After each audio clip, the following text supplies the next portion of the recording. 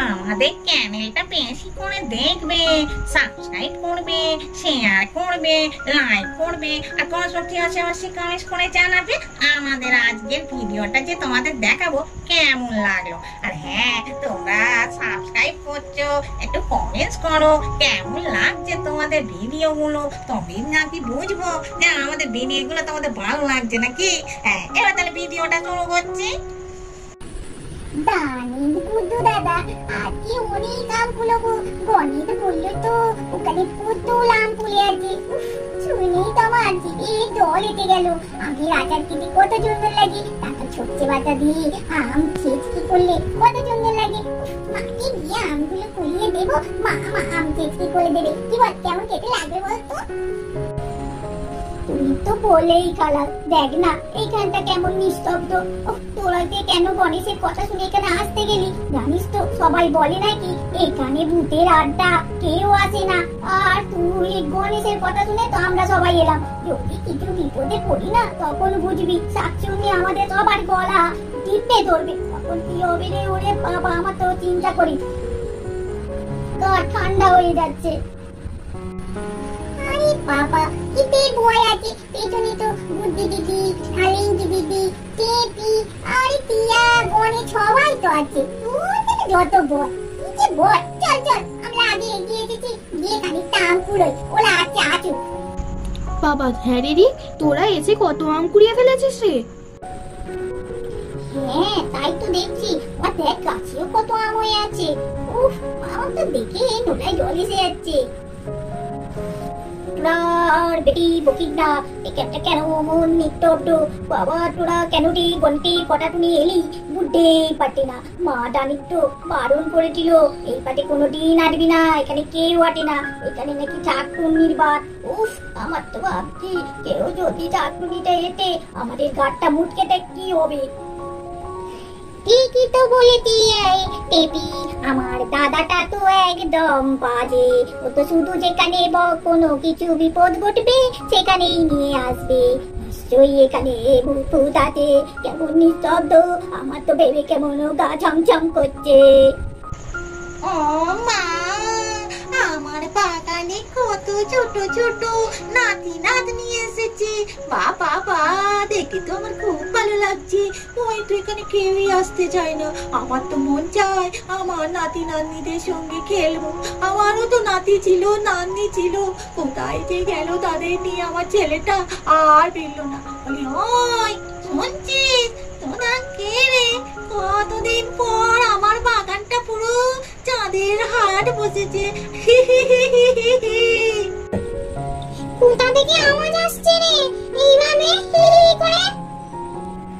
সত্যি তো রে, কিসের যেন একটা হি হি করে আওয়াজ আসছে। কে যেন হাসছে। আর এখানটা তো ফাঁকা, কেউ আশপাশে বাড়ি তো দেখতে পাচ্ছি না। হ্যাঁ রে, ওই গণেশ, তুই কি খোঁজ খবর নিয়ে এসেছিস তো? ভেবে তোমার কেমন লাগছে? কোথা থেকে আওয়াজ আসছে তোরা শুনতে পাচ্ছিস না? এই ছেলে মেয়েগুলোকে না ওই জন্য কোথাও নিয়ে যেতে ইচ্ছে করে না।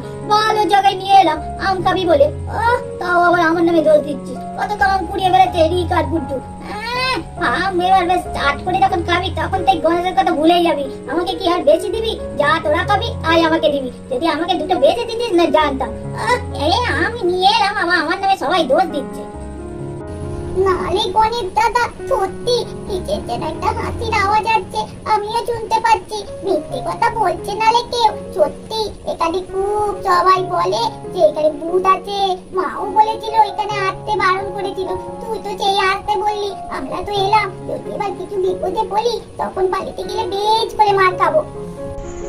ও মা, তোরা তো আমার বাগানে এসেছিস।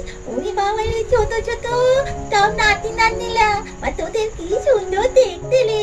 ওরে বাবা, আমার বাগানে কেউ আছে না ভয়ে, জানিস তো? তোরা যে এসেছিস আমার মনটা একবারে ভরে উঠেছে আনন্দে। বলি, আয় আমার পাশে কাছে আয়, আমার পাশে বসে একটু গল্প বল। আয় আয় আয় আয়।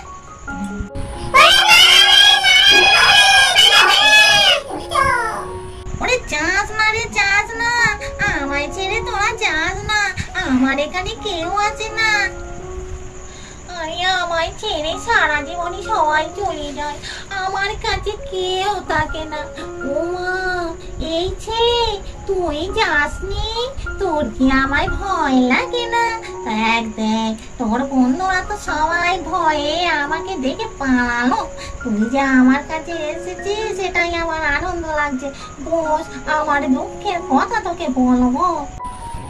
না গো, আমার না তোমাকে দেখে একটু ভয় লাগেনি। তুমি তো আমাদের কত আদর করে ডাকছিলে, পাশে বসে গল্প করতে বলছিলে, তাই জন্যই তো তোমাকে দেখে আমার একদম ভয় পাইনি। আর দেখো আমার বন্ধুগুলো, আমার দিদি দাদারা সব ভয় পেয়ে চলে গেল। ওরা বোকা তো, ওই জন্য। তোমার কিসের দুঃখ গো? তুমি এত আমাকে বললে যে তোমার দুঃখের কথা বলবে, সেই দুঃখের কথাটা কি গো, একটু শুনি না। হ্যাঁ রে, জানিস তো আমারও না তোর মতন একটা ছোট নাতি ছিল।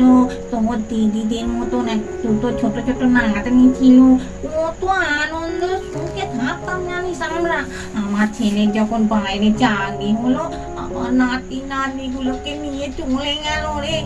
আমার আর খোঁজ খবর রাখে না তারা। তারপরে আমি এইবারে থেকে থেকে মরে পড়ে রইলাম। আশপাশের লোকও আমার খোঁজ নিল না আমি মরে গেছি না বেঁচে আছি।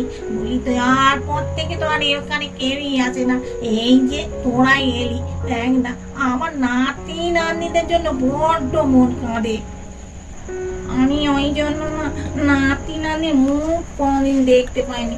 ওদের জন্য তো মনটা আমার বড্ড কাঁদে। ওদের দেখবার জন্য এইখানে ভূত হয়ে পড়ে আছে। একবার যদি দেখা পেতাম তবু আমার মুখ তৈরি হতো, জানিস তো। এখন তুই যখন নাতি হয়ে এসেছিস, আমি তোর মুখ দেখেছি যখন, এবার এখান থেকে আমি চলে যাব।